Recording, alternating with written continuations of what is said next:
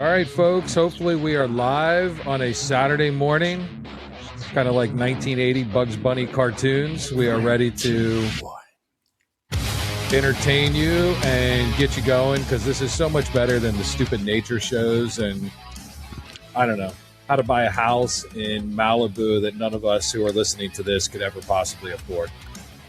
So this morning, this is John with Movie Killer Podcast. I got Mark, my co-host, with me as always, and we're going to kill the music because we're going to roll into this show on a beautiful, beautiful Saturday morning.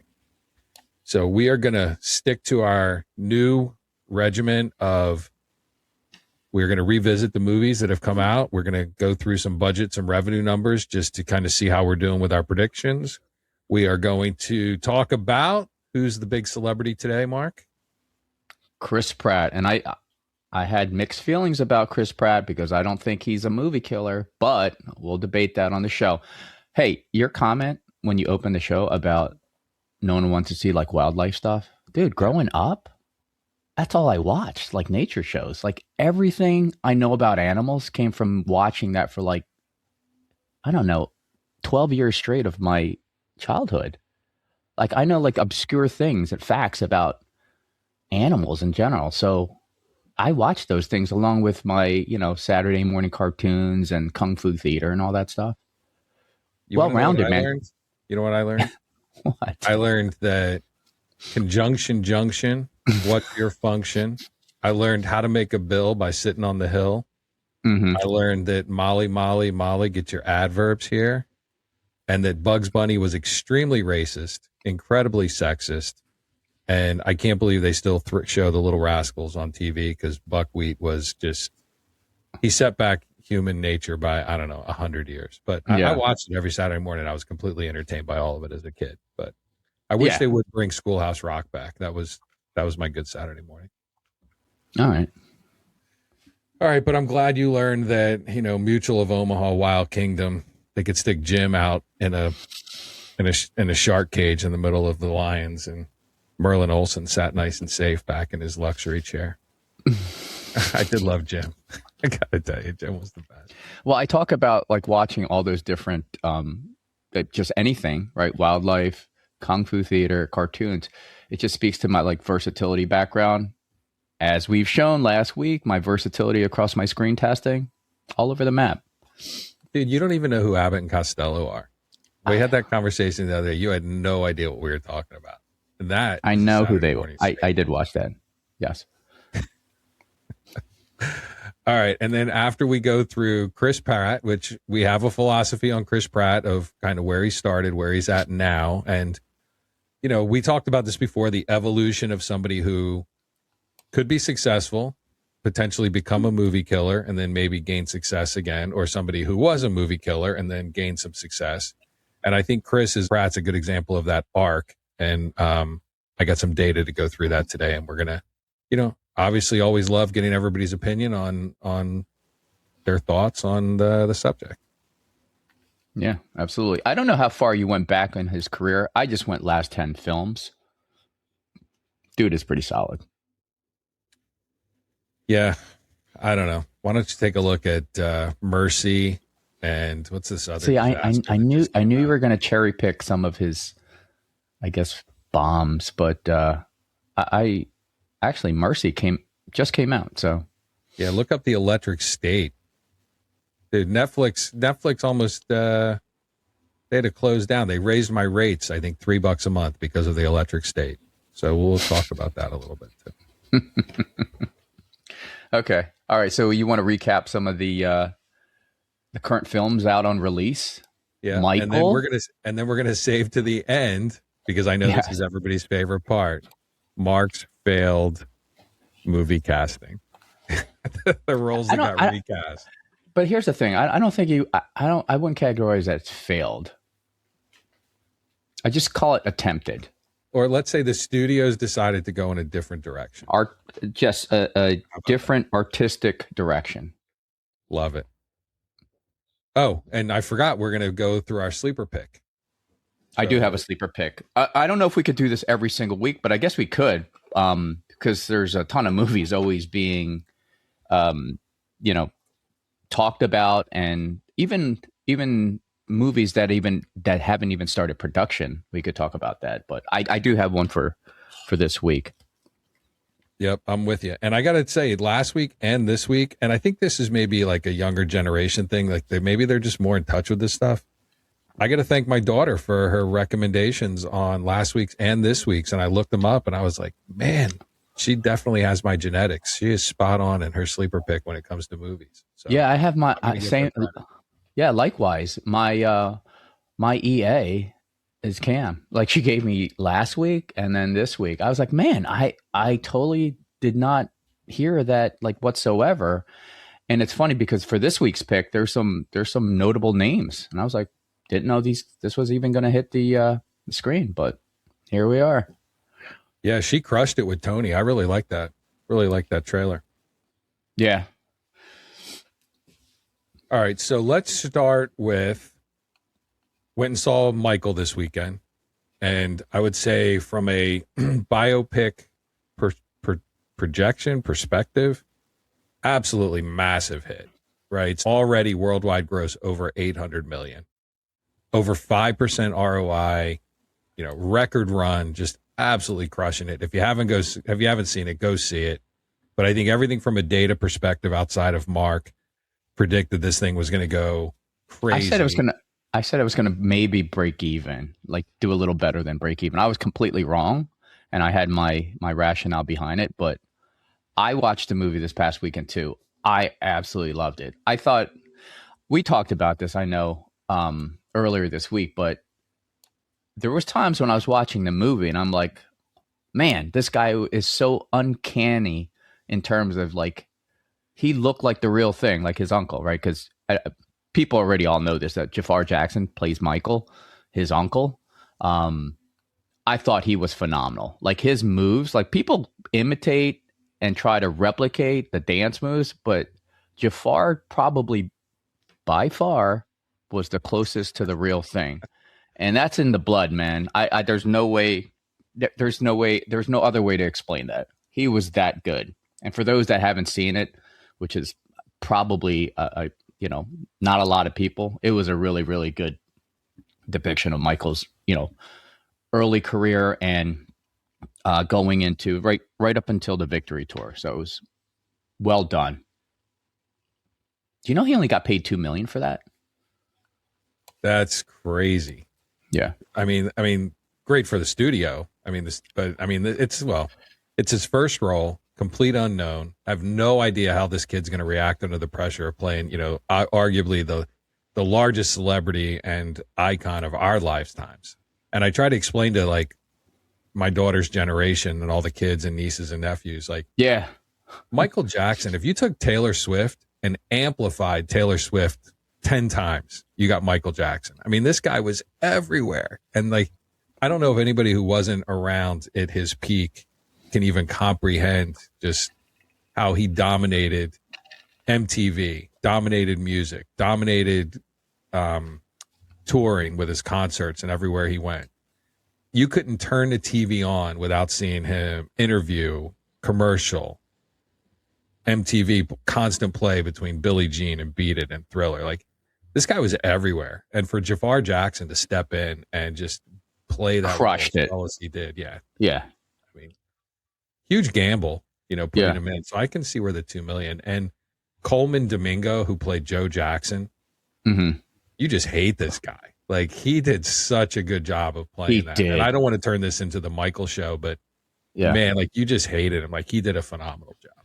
Yeah. So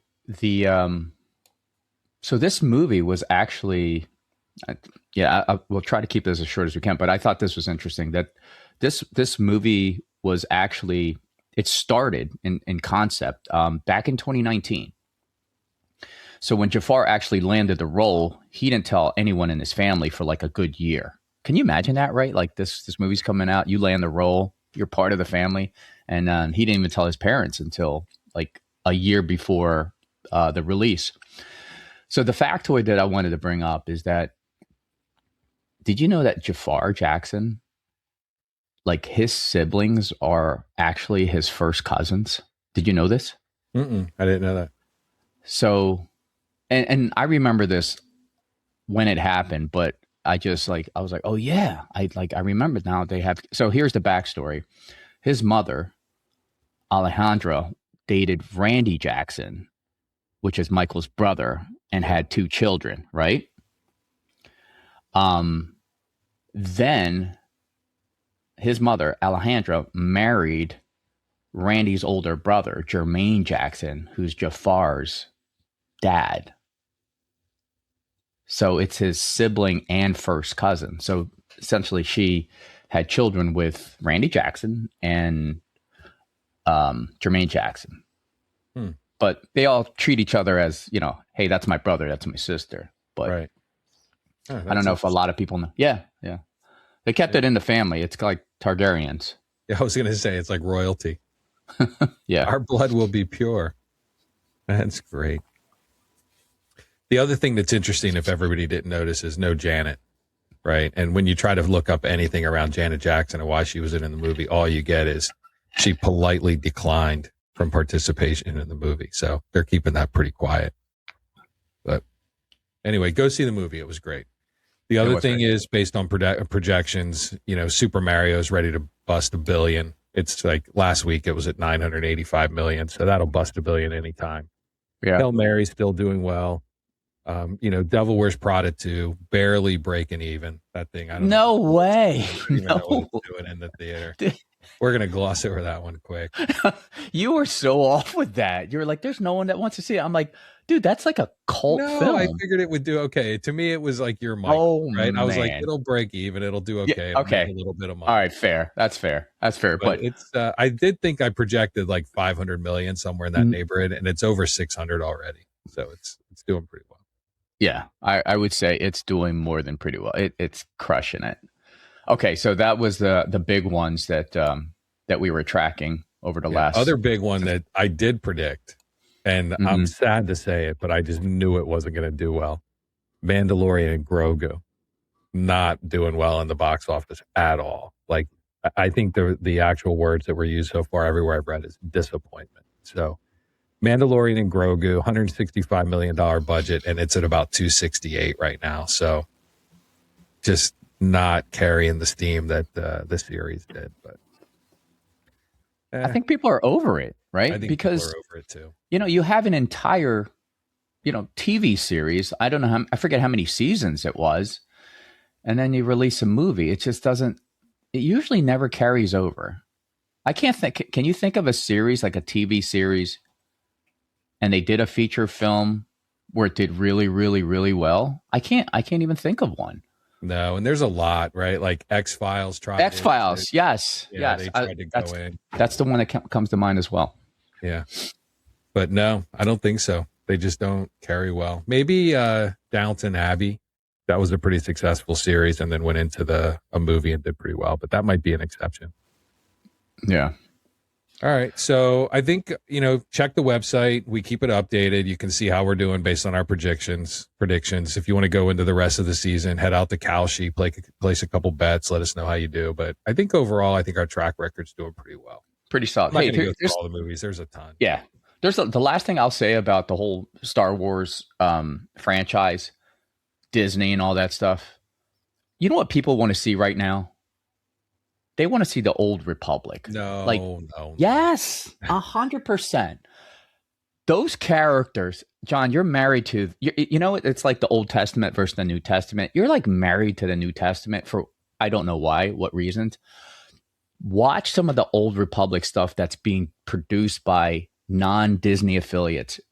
The storylines, and they stay true to the storylines, unlike some of the other stuff that's out there.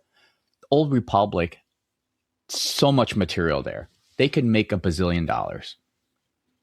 That's all I'm saying. So for all our listeners out there and anybody who listens to the podcast separately, a couple quick updates, and then I'll bring this back into what Mark's talking about. So, one, Apple now allows video streaming. So all the stuff that we do with video, unfortunately, if you're listening to your car while you're driving or working in the yard, you can't see the video. So Apple has now added video to their content. So you can now watch us on Apple, Spotify, and YouTube for the video content, the trailers, and all the other stuff that we do. The other piece is, I think over the next couple weeks, and please give us feedback on this, we want to do a Star Wars, Old Republic, New Republic, a Star Wars based show. It's not really targeted at movie killers, but we can spin it that way and kind of make it into that. So we're going to bring in a couple guests. It'll be a larger cast for that particular show. We're going to bring in a couple guest subject matter experts, and these guys can nerd out on whatever they want to talk about with Star Wars. But I have a feeling that because of the content in the movies, we probably have a fairly nerdy group. And I say that term with love. But we're going to do that. So we're going to host a Star Wars based show. We can have the New Republic versus Old Republic. Empire Strikes Back, arguably to me, greatest Star Wars movie and best sequel ever created. But we're going to discuss all that. So look for that. You'll see it. We'll post it. We'll give it a little hype ahead of time. But over the next couple of weeks, we're going to have a Star Wars based show. Looking forward to that one. Yeah, with your Darth Malgus and all the other nonsense that you guys talk about. Dude, we're gonna air a couple of clips from the Old Republic that some of these, these independent studios are creating on their own, and they're just unbelievably good. Yeah, I think it's time, man. We'll make it a whole show. Yeah. All right. So let's roll into the subject of the night. So I'm going to give you guys a little background. We have an actor. His name is Christopher Michael Pratt, born June 21st, 1979 in Virginia, Minnesota, as opposed to the state, Virginia. His mother was a supermarket cashier and his father worked in mining. During his upbringing, they moved to Washington when he was 7, and he grew up as a small town kid, right? He was a wrestler, like a state tournament champion wrestler, very athletic kid. Yeah, very competitive. Yep. In the middle of all this, as he gets older, he drops out of community college, buys a one-way ticket to Maui, Hawaii. And this is relevant. So I think background of a person and what they go through and how they get to where they are is important. So while he's in Maui, he's a waiter at the Bubba Gump Shrimp Company. Rae Dawn Chong, actress, she was in Commando with Schwarzenegger, Tommy Chong's daughter. Mm-hmm. Sees him, loves the fact, her words, the chaotic energy of Chris Pratt. And she's casting for this horror comedy called Cursed Part 3 in 2000. Nobody's ever seen it. Don't feel bad that you don't know what it is. Casts him in the movie. He gets on a plane. He flies from Maui to Los Angeles. Is in this movie. Rae Dawn Chong is the director and decides that he's going to stay in LA. So, waiter. Has no idea what he wants to do. So I got a short clip that I'll play in a minute that's the evolution of Chris Pratt. But coming into LA, the guy's literally been in LA now for 26 years, and we're going to go into this arc of his career. But I thought it'd be interesting to tell everybody where he came from, where he got started. But son of a miner, waiter. Yep. But when he moved out to Maui, he was essentially homeless. Oh, yeah. Lived like in a van and on the beach. Yeah, had nothing. But I like his mentality was and this is his quote. It's a pretty awesome place to be homeless. I'm like, yeah, that sounds like Chris Pratt back then too, right? In Maui. So yeah, that's an awesome story. So everybody go to the video. Like I can't stress this anymore. I'm going to show you a quick video. I think it's like 40 seconds. It's the evolution of Chris Pratt, of what this guy looked like when he came to LA. To where he is now married to Arnold Schwarzenegger's daughter, lineage to the Kennedy, he's in the Kennedy lineage now because of Maria Shriver. So he marries the daughter of Arnold Schwarzenegger and Maria Shriver. So he goes from living in his van on the beach, working at the Bubba Gump Shrimp Company to basically, 18th in line to the Kennedy fortune. So it's a little crazy. So let me play this video.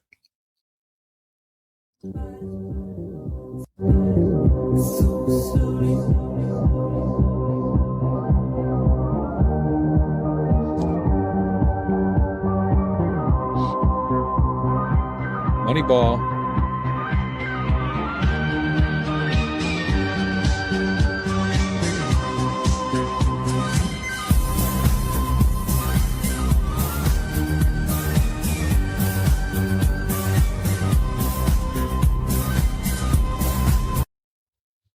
Look at that where he started. Hold on, let me see if I can pause it. Why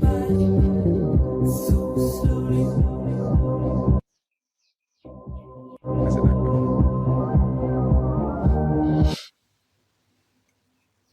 Yeah. Look at that dude. Can you see that? Yes. Man, you would kill to have hair like that. 21 years old in LA, right off the beach. I think that might be a missed casting call right there. You with hair like that. At 21, I would go head to head with Chris Pratt, without a doubt. He went from that to that. Yeah. It's a good looking dude right there. But he had kind of a bizarre collection of jobs before. I mean, yes, he waited tables, but he was a ticket salesman, lawn maintenance guy, car washer guy, and amateur stripper guy. So dude, I root for this guy. The Star Lord, the dance off, bro, right? Like that's where do you think he got those moves from? Right. And apparently wasn't on set. Improv.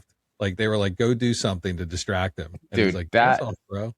I remember in the movies, I think I was with my daughter, dude, she just would bust out laughing because it was like one of the funniest scenes. But it came off so like natural and organic that it was. I'm glad they didn't script that in because, when you improvise, sometimes it's just, it's a better take. Yeah, it's good.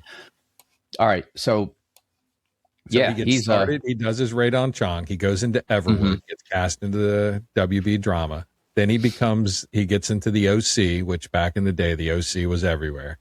Yeah. Then he jumps into Andy Dwyer, Parks and Recreation, which I got to say with him and Aubrey Plaza, absolutely hilarious. Right. That might be one of the funniest duos, like top 10 funniest duos, the two of them together. And then meets Anna Faris, gets married, has a kid while he's got his success, right, doing the whole rise. And what's funny is Andy Dwyer on Parks and Recreation was supposed to be six episodes. That's it. He was supposed to just come in as like a love interest and like a sidekick kind of deal. Yeah. The audience goes nuts. So they bring him in. 2019, marries Catherine Schwarzenegger and, cemented his place in American culture. Pretty much what happened to this guy. Yeah, I think he's got one of the best stories. And if you look at, I think all his films combined, I looked at his last 10. But he might quietly have one of the strongest commercial track records in the past decade. He really has. Yes, he's tied to franchise type films. I mean, actually, mostly all of them in the last 10 years. Like Garfield, Guardians of the Galaxy, Super Mario, Jurassic World, Thor, Avengers. Like the only two movies that are not franchise related in the last couple of years was The Tomorrow War, Onward,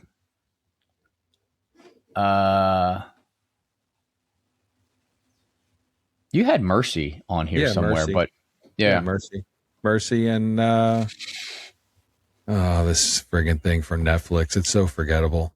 I can't even. Just The Electric State, abysmal. Electric State is just absolutely abysmal. So this goes back to the question, right? You take a guy out of the ensemble cast. I can't imagine how many just absolute careers.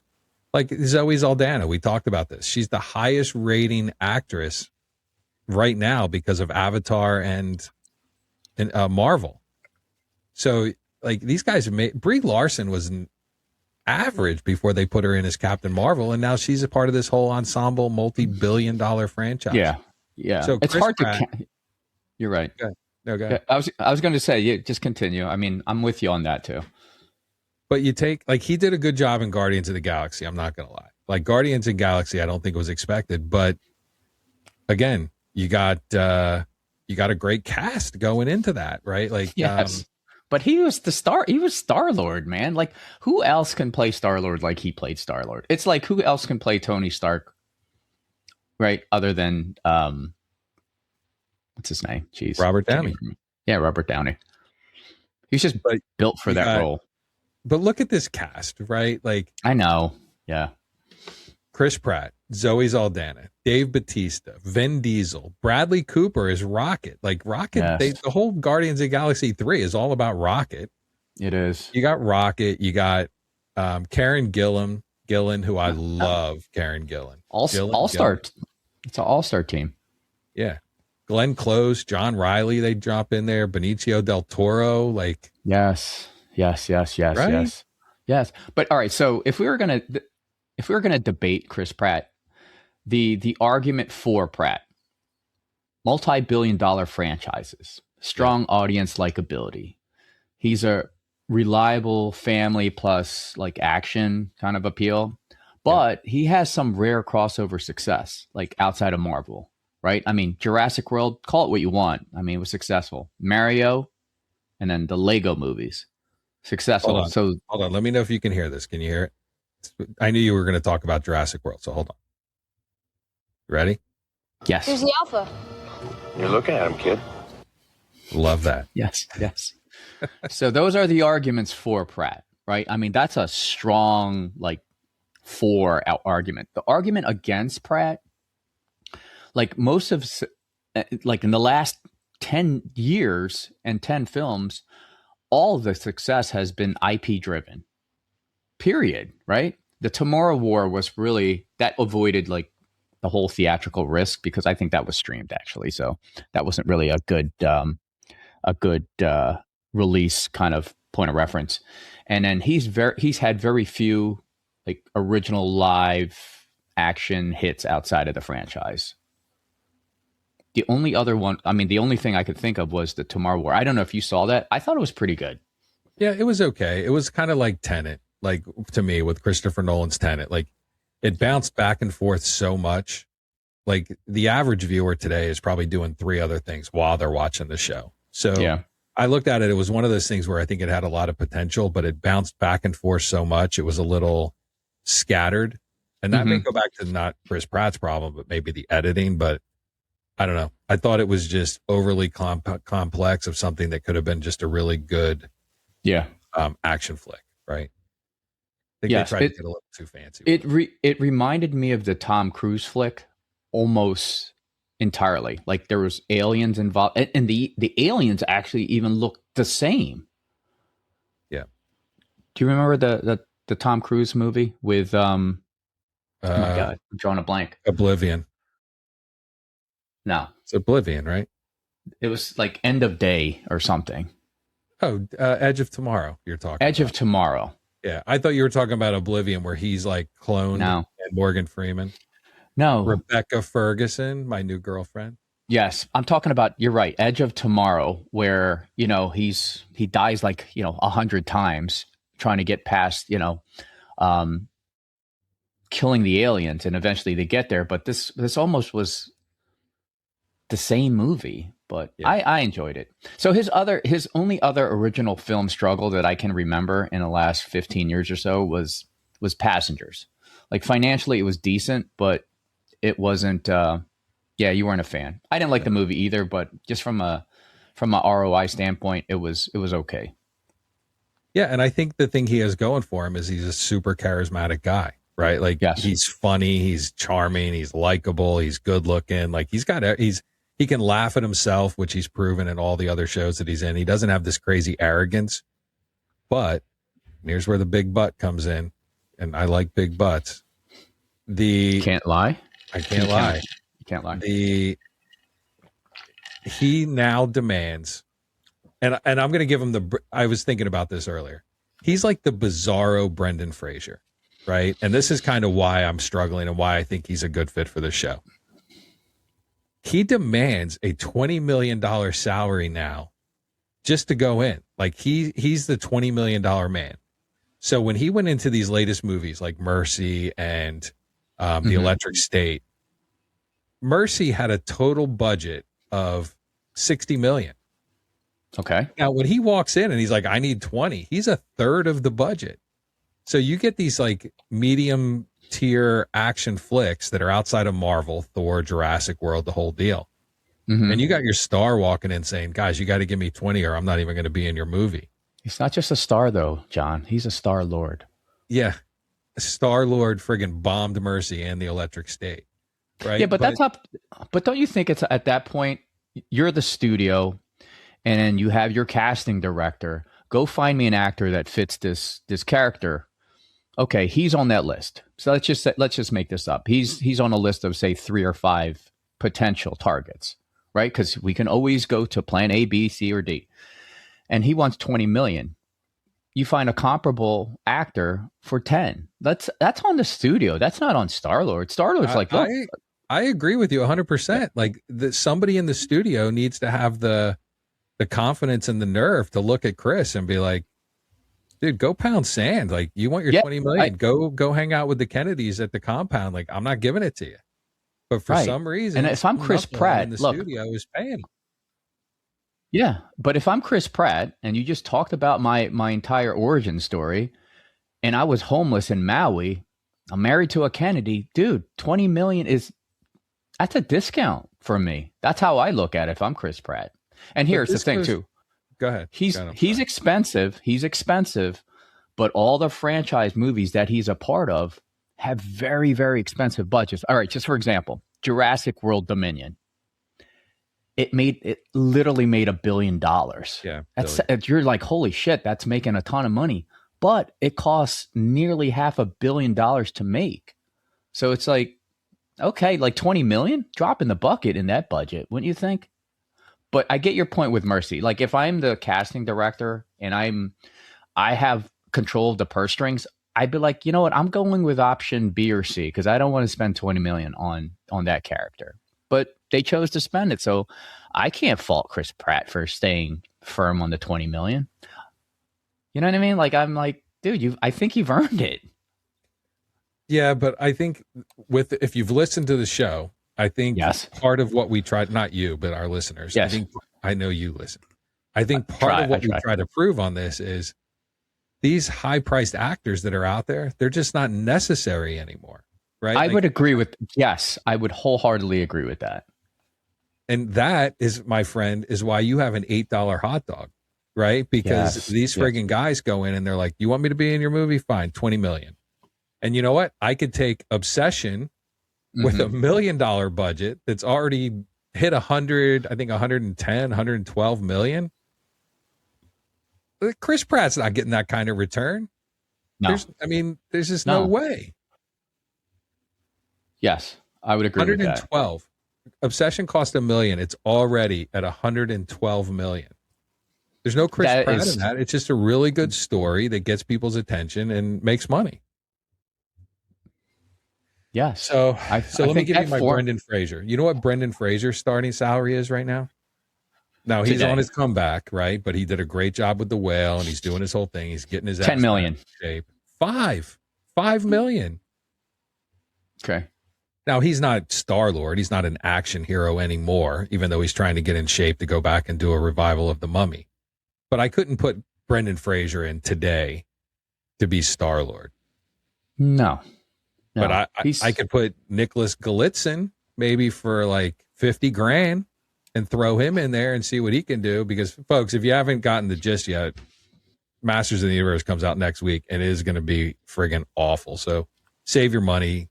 Take the kids to go see something else. Don't spend your $100 to take the family. It's going to be a bomb. It's going to be terrible.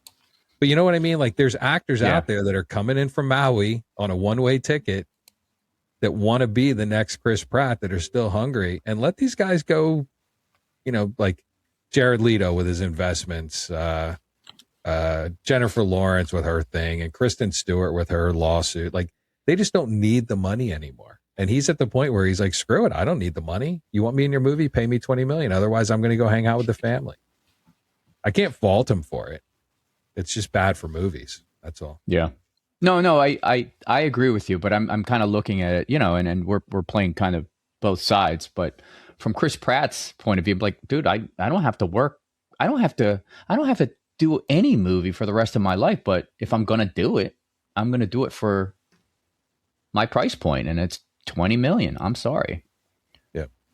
Yeah, I don't like it, but I know. I know you get to the point where you respect it and you're like, okay, if, here's my bill. If you want me, pay me. If you don't, I'm good over here. Real quick, not to sidetrack, but I'm going to sidetrack here. You know how we were covering performances by films, that we were catching up earlier? Yeah. Scream 7, did that actually made a lot of money. And I think I said it was going to make money. I pegged it at like 120, 130 million. I think you pegged it slightly less. That made a lot of money, according to. Yeah, dude. See, this is where remember you were hating on Nev Campbell, like, dude, she is not worth 15, 20 million, whatever. But that's another example where she ROI'd on that movie. She did ROI 213. They got their money back. So thank you. I think it was around 60 million. Double 2.5 times 112, called 150. So it made 100 million. $100 million. It's nothing to sneeze at. Nothing to sneeze at. It's more than I think you and I have. I think more than I'll see in my lifetime. They made it in. They pulled Nev Campbell. Hold on, let me see if I got it. Always good food, always good value. Right, they pulled her right out of McDonald's commercial, and they just made $100 million on her. So yes, good for her. All right, so that do we want to on the Mendoza line? Where do we put Chris Pratt? Are we at that point? Yeah, I think we're good. I think people are willing to pay. Right, I think he works well with his cast. I think he's got a lot of things going for him. I think his acting ability is a little on the low end, but he's one-dimensional from an acting perspective. 100%. But if you're not going to like where I put him, so go. Let's let you go first. Really? Yeah. Well, we have certain criteria, right? But I feel like he's one of those outliers only because he has his ROI on the franchise level is pretty elite. Like all the franchise, his solo lead ROI is probably moderate. His consistency, I would say, way better than average. I would even say it's high. His commercial reliability, dude, this guy is extremely strong in terms of commercial reliability. And we're talking about ROI here. Yeah. If we factor all that in, acting chops and all that stuff. High ROI. Yes. Yes. I think I would put him. He's got to be at least at the midway point. He's probably a 6, 7 in my head. Okay. So I'm going to tell you where I would put him, just not outside of the data. I will tell you where I would put him. But then I agree with you. The data is going to tell a different story. And as you all know, we are very data driven. To me, he's like a 0 Ben Affleck, right? Like he's very one-dimensional. Yeah. You can't put him in a lot of different things. He's not going to go in Meryl Streep, make you cry. You know what I mean? Like he couldn't play action hero, dramatic role. He's very one-dimensional, exactly what you said. So Ben Affleck, very one-dimensional. You put him into a autism hitman, he'll friggin' crush it, right? But you put him into anything else, he's going to really struggle. So I think from an acting capability alone, he's a 0. But then you take ROI, willingness to pay, all the other factors that we calculate when we go into a Mendoza line. I would agree with you. I was thinking 5. I was like, he's right midway mark. Yeah. So when you say like 6 or 7, I agree. I think he's got so many factors going for him outside of his one-dimensional acting capability that, people cast him. And here's the thing, John, too, right? Like I'm sure Chris Pratt, he's still, I don't know if you would say he's still at the peak of his career, but he's very, very marketable.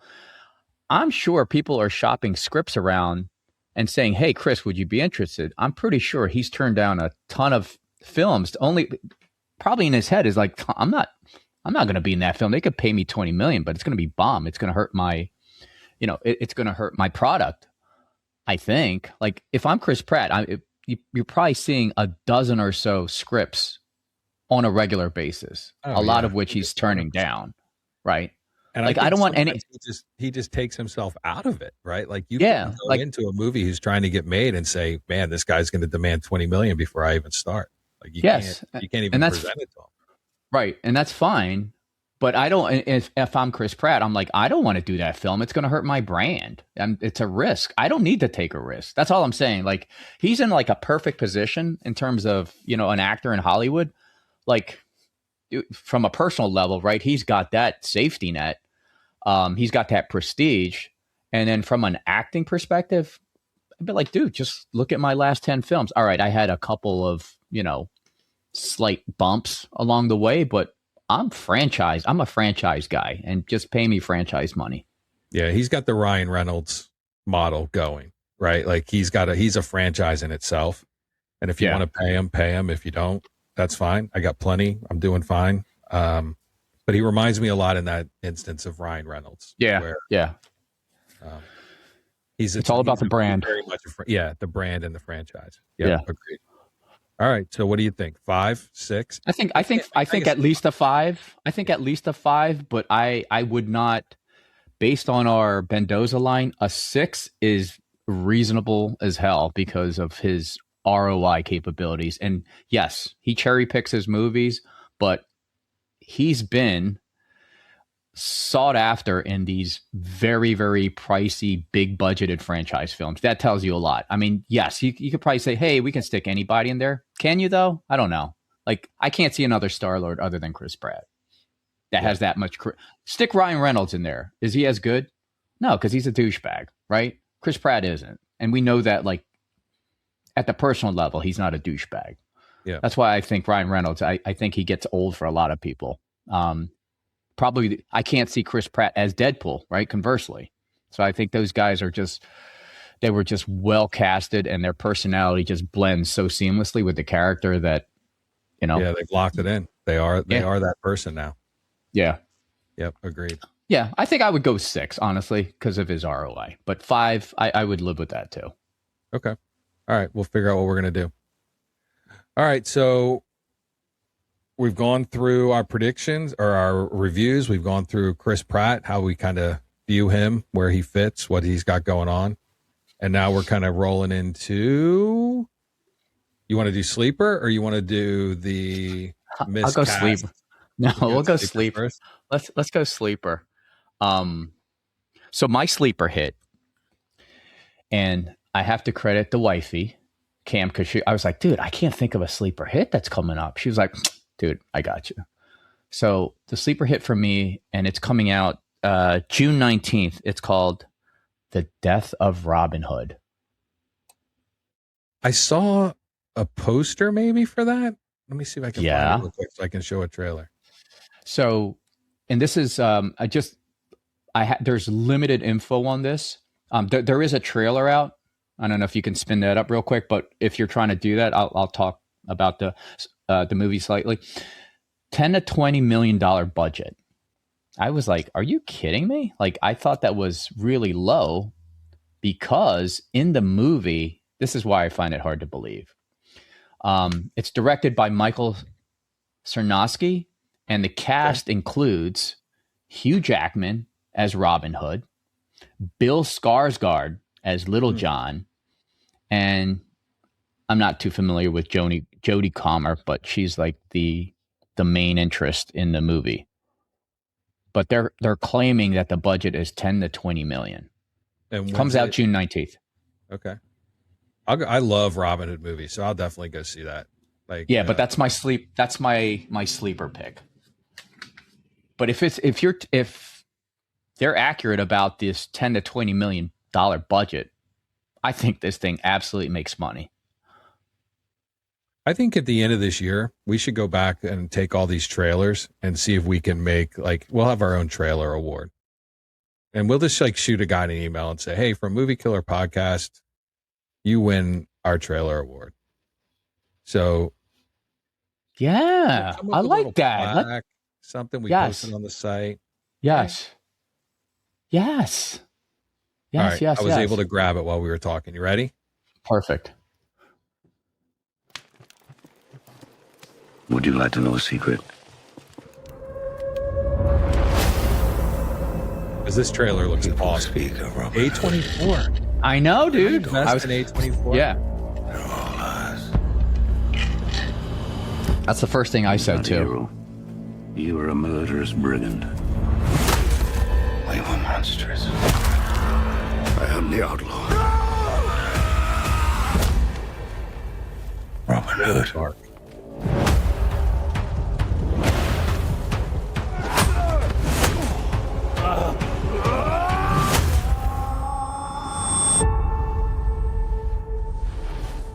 Groweth sad and bloweth mad and springeth the word anew.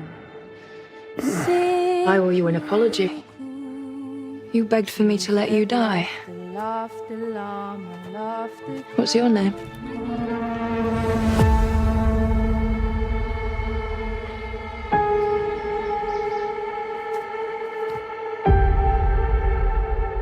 Can you make for me? I'm going to make you a bow. All right. What happened to her? Terrible things.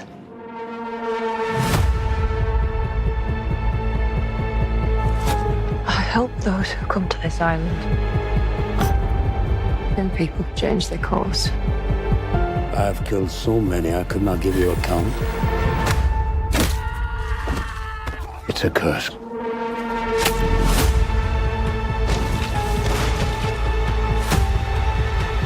There are bad people out there. I fear our blood debts will follow her.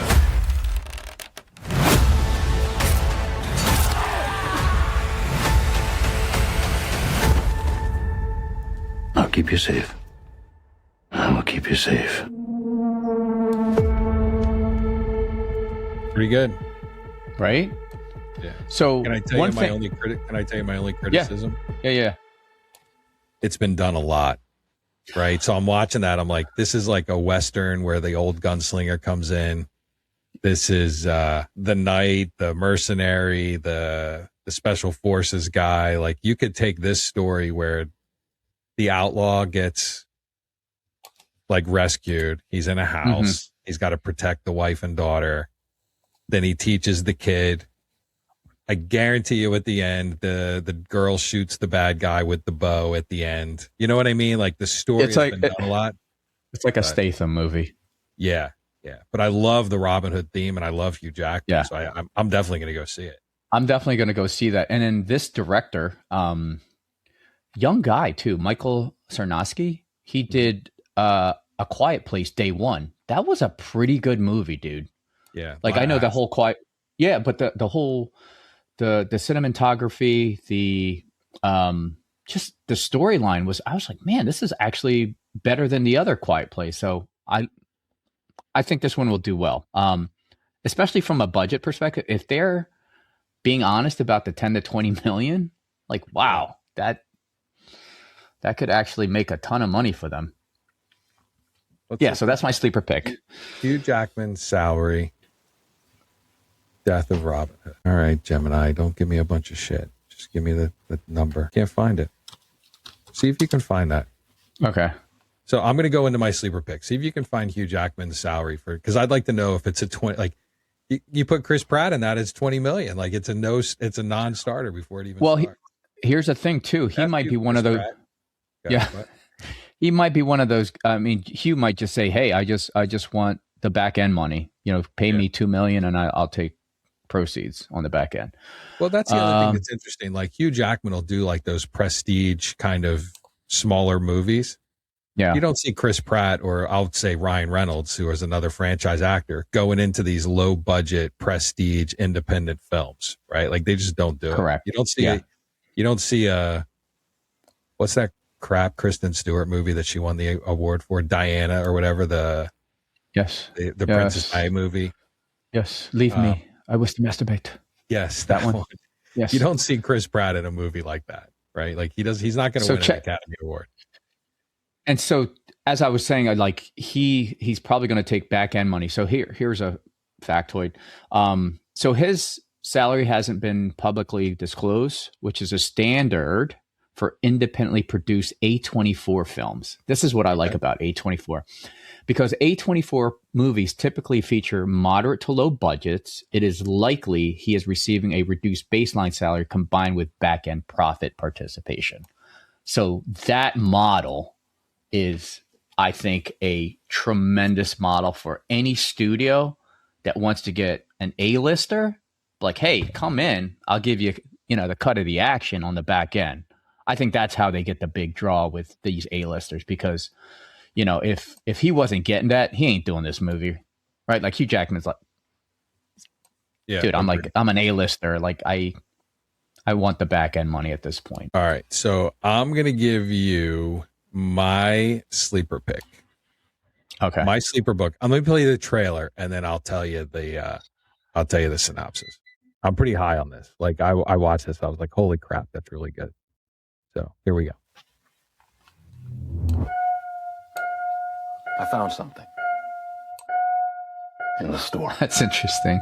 Okay. Do you know what it is? What did you find? Oh, man. It's always a horror flick with you. Yeah. The place. You are a horror. Big money. I found a place.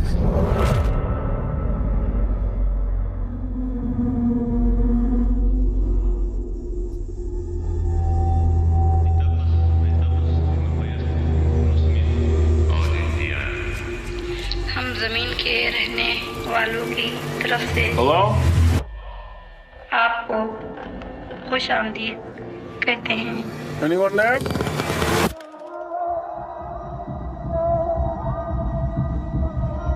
Look, I know how this sounds, but you gotta understand, it's massive in there. I'm not saying I don't believe you. Okay, I'm gonna come back here with proof. All right, you feel me? Yes.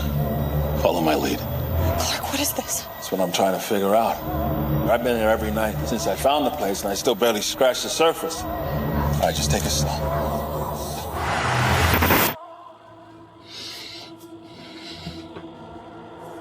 Oh, my God. Pull me up, pull me up, pull me up! What do you see? All these rooms. This place builds them. It's like a maze. It just goes on and on. Sometimes I'm scared I'll get lost. Clark, can you hear me? I don't understand. What is this?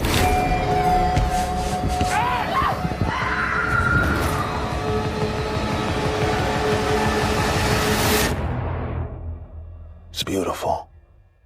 Am I right? Hello?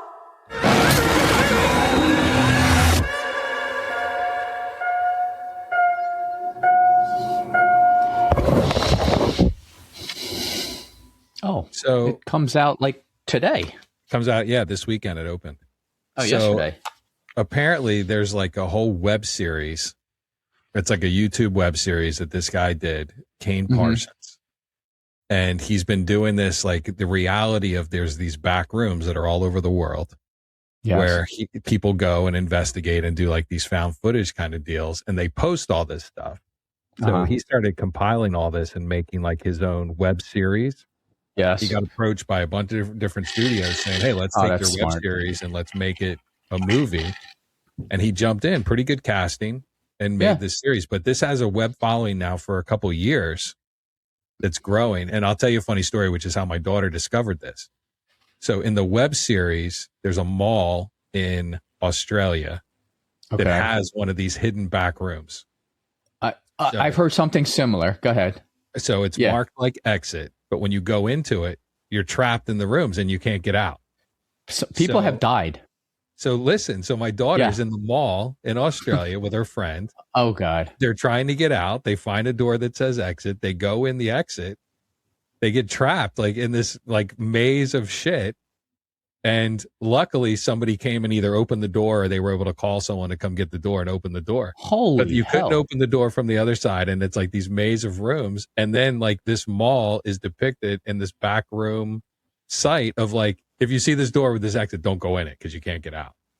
So then she started following all this and she told me about it. And then they made it into a movie and it's like, it's a whole thing.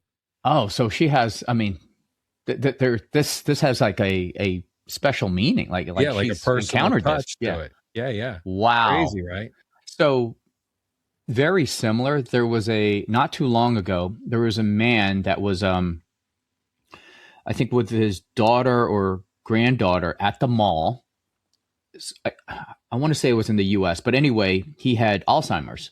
So she was like, hey, I'll be right back. And he sat down on like a bench at the mall, got up and walked through an exit door, got lost. I mean, he had Alzheimer's too, so it must have been extremely like frustrating for him. Couldn't get out. He was just going through this labyrinth of exit door and exit door. They found him weeks later. He perished, but like, how do you not see or come across a guy that's been in a mall? Like how do you not even, you know what I mean? Like, yeah. 2 days goes by. I'm checking every square inch of the mall. And then they said like literally 3 or 4 weeks, they found him in like a corridor between 2 exit doors, and he just was slumped over. I was like, my God, that must have been like, can you imagine? Like, you're already forgetful, you have Alzheimer's, and then you can't figure your way out. It's like a bad dream.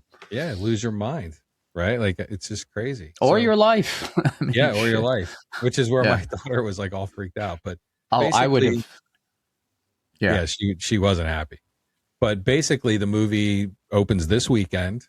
The film follows Clark, who I'm not going to even try to pronounce the guy's name, but he was in Martian. He's in a ton of movies. I love him as an actor. Yeah.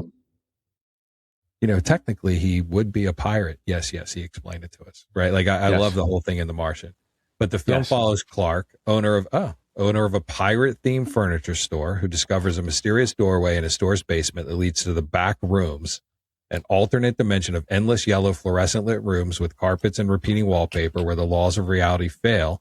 Clark becomes obsessed with exploring the space nightly and documents his experience with the help of friends. So very simple, right? Simple concept, simple scenery, simple everything, low budget. Boom. What is the budget? I don't know. This might it's got to be under $5 million. Let's see. Including salaries. 2026 budget. 10 million is estimated right now, but they're estimating 10 million, but I can't get it definitive. Like, it's this. Let's say under 10. There's no way this thing is going crazy, but it did have a couple stars in it. So I would say 50% or more is probably salary driven, but I think I think it's an interesting, movie concept because it's real life. If this kind of thing is out there. The fact that this one old, I got to find that article. I was like, oh my God, how did they find this guy after a couple days? And it's already got a huge YouTube like cult presence. Presence. Yeah. So it should probably come in at, I would say anywhere between 80 to 100 mil, like almost, right? Crazy, right? Yeah. A24. I'm going to look and see if I can invest in it. Yeah. So you know what? I'm thinking like on the website, how we're doing these sleeper hits, I think we should track them because I think it's going to be interesting because in 6 months we could say, yo, if nobody heard about these movies unless they listen to this podcast, we're doing justice to these studios. Yeah, I agree. A24 though, how about that? That's pretty cool. And I'll add that section in this weekend while I'm sitting here. So we'll get that up and we'll put Tony, Obsession, Backrooms, and Death of Robin Hood. Put that on there. Yeah. All right. So we're at the final segment of our show. I'm thinking we just release just one per week because I don't have an infinite amount. I have a lot, but I think one per week just to keep people kind of tuned in and interested because last week you released, I think 3. Well, I was shocked by it. I was like, it was like a kid at Christmas. I wanted to open up the Millennium Falcon, right? Like I was like, I got to get these things out there. It was an exciting day for me. Yes. And I don't mind you replaying anything you've aired before because I think one person commented when he saw the Maximus one, he was just like, man, dude, I didn't know you were in the running. I was like, there's a lot of things I have in the running. I just don't like to talk about it. I keep that, under wraps. And until today. Oh, today, this is a new segment. This is going to live forever. So for anybody who follows us on TikTok, if you go out and watch the TikTok videos, we posted a video around Elliot Page and the whole Odyssey piece. I got to tell you, that thing is getting a lot of comments. It's very polarizing from a video perspective.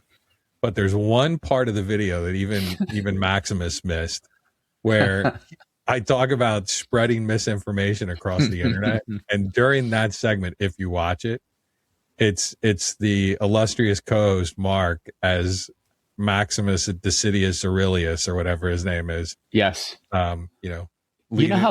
General of the Northern Legion. Uh-huh. You know how good it was when you posted that TikTok video. I watched it to completion. And because that clip of my screen test was so good, my brain was just like, wow, that was the real thing. Like, I didn't even flinch. It was that good. Yeah, so see, this is what these people, well, the fact that you blended it in, and the fact that I don't think anyone would blink an eye to say that, hey, wait a minute, is that Russell Crowe, or is that right? See, you look at it as, hey, I could be Russell Crowe, and I look at it as there's so much misinformation on the internet that people don't even pay attention anymore, right? Like, they're just like, oh yeah, it's on the internet, I'm good. That's Mark as Gladiator. It must be real, right? They just don't even flinch at it anymore. Or my performance was that impeccable that they couldn't even tell. They're like, you know what? It must have been his twin. I don't know. It just looked real. I'm on board. Like William Wallace. You definitely look, instead of the Scottish Highlands, you look like the Spaniard. You look like, my God, that was another one. And then I gave him the voiceover too, right? I am William Wallace. William Wallace is 7 foot tall, and he shoots lightning bolts out of his ass. Yeah. I am William Wallace, mofos. All right, so here's the moment everybody's been waiting for. Let's just blast it out. Okay, which one are we doing? Wait, which one are we doing? Because I sent you two. No, it's a surprise. Okay. But one per week. Here's what everybody's been waiting for. This is the screen test where Mark was able to read for a show, and they put him into the casting, but ultimately the studio decided to go in a different direction, to their detriment, I must admit, after watching Mark's screen test. So yes, a different artistic direction. Before I lose my nerve. Here we go. Dude. But every Saturday night, we were finding something out.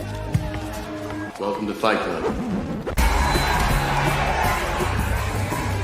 Dude, I am jacked. Why do people think that I'm you? I'm free. Oh my God, I look so good there. Yeah. The first rule of Fight Club is you never talk about. Hold on, I gotta go back. Here we go. Boom. Dude, look at that. Yeah, like, this is a treat for anyone that's ever known me. If you ever wondered what I look like with a buzz cut, there you go, in the flesh. Yeah, and that is right. That jacket is right out of Mark's closet. I was gonna say, look at my wardrobe here. That is on point for this movie. I can't tell if we air this on TikTok. You think people will even notice? Probably not. It's so. We'll definitely put this on that. Look right there. Boom. Dude, I'm so ripped. 6 months. 6 months it took me to look like that. The Gladiator diet. Dude, look at my abs. My six pack is just like, hello. Right? Like, right, folks, I hope it was worth the wait. Wait, so John, my last comment is like, dude, Mark in this clip right here, we can't even touch him. We can't even put him in like Magic Mike, because he's going to steal all the eyeballs. So that's why I didn't get that role. I didn't even have the opportunity. Actually, I think I did. I'm going to have to find that clip, but the Magic Mike audition. Yeah, where you were trying out for that? No, I wasn't trying, John. I was, you know what? I would rephrase that. You said I was trying. I was just basically showcasing. Boom. What the studio is missing long term, to their detriment, like you said. Oh, goodness gracious. All right. With that, folks, I hope we entertained you on a Saturday morning. You know, we didn't tell you how a bill was made. You know, Lolly had her adverbs. Yes. Back in the day. And duck season, wabbit season. Right? Yes. So, but we gave them a lot, and we gave them a lot more. We gave them a recap, current films. We gave our bold sleeper hits. I think we did Chris Pratt justice on the movie killer perspective. Yep. And then you got a treat at the end. Like, how much more can you ask for on a Saturday morning? It is an action-packed, fun-filled show. Yes. And I'm going to give a plug. So plug, if you guys can see my hat. For those of you who want to send me hats, send me hats. We're going to give you a plug with our 700 or 800 followers that we have out there. So in Gatlinburg, Tennessee, there's a knife maker. For those of you guys who don't know, I collect like different knives. More Custom Knives. Super nice knife. MOHR. Check it out. Look it up. But Custom Knives, wearing his hat. It's a pretty good hat. Yeah. Well, you almost forgot it early on, but yeah. Mark was like, you got to brush your hair. You might want to put on a hat. So I had to run it. Yeah. No screen test for you today. No. Not with that lid. I would be the before Chris Pratt living in the van screen test. The way I'm looking today. All right, folks, we're going to wrap it up. Let's see if we can find the music. Mark did a good job of recapping everything we were able to cover today. I think next week we'll be back to maybe not. We're going to be traveling Thursday. So we might have to find another day this coming week as well, but we'll be back at some point. Or maybe I bring the laptop and we do remote. Oh. We do it remote. On location. On location shoot, maybe. Yeah. Yeah, I'm bringing my camera, so I mean I'm game for that. All right. I'll pack up some stuff and we'll see. So we're going to be doing a little bit of traveling this week. So to Mark's point, maybe we shoot from on location with a couple guests coming in and we'll see where it goes and we'll come up with a subject. And then next coming weeks, we got the Star Wars show, which I'm sure a lot of people will be waiting for. So, all right. Awesome. You ready? You good? Yep.